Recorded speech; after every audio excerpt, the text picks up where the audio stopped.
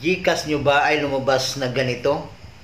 System detected that the device you are using are not secure. So ipakita ko sa inyo kung mabuksan ko ba sa akin. Yan, itap natin ang GCash.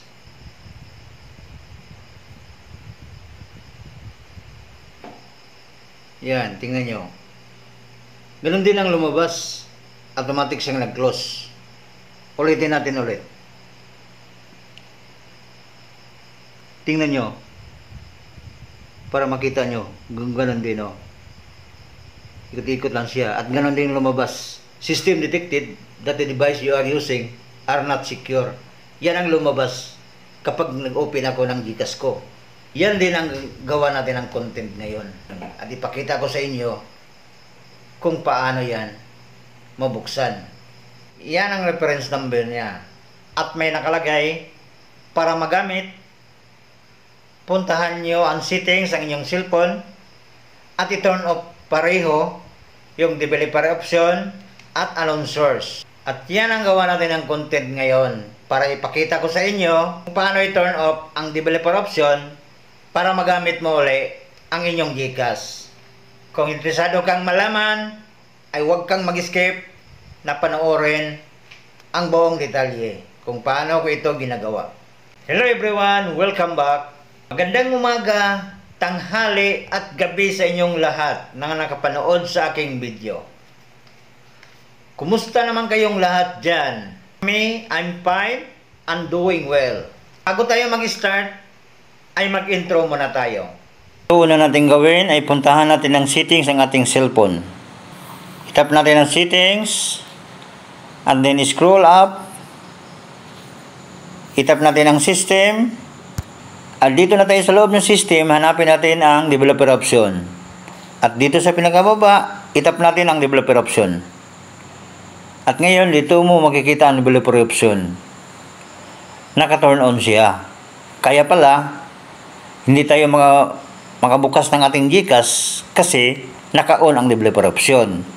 Nakalagay kasi doon, system detected that the device you are using are not secure.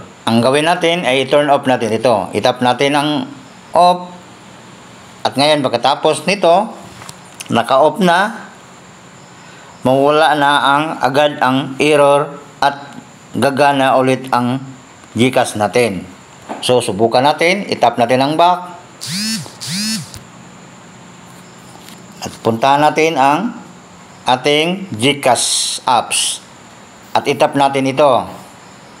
Antayin natin na mabukas ang ating GCash. Kasi kanina hindi pa yan gumagana. At ngayon, umiikot siya ng ikot. At naglo-loading siya. Antayin lang natin. Huwag kang mainip na mag-antay. At ngayon, tingnan mo. Nabuksan na ang GCash. So, itap natin ang pin. Para makita nyo nga nakabukas na talaga. Antayin natin ang nag-loading. Process na siya. At ngayon,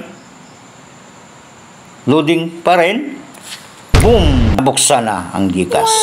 So, ganun lang pala kadali kung paano mabuksan ang GCash.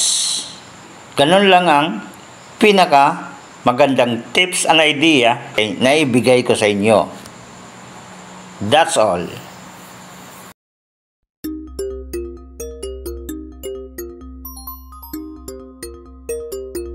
Boss, kung nakatulong sa inyo ang video na ito, i-share mo naman.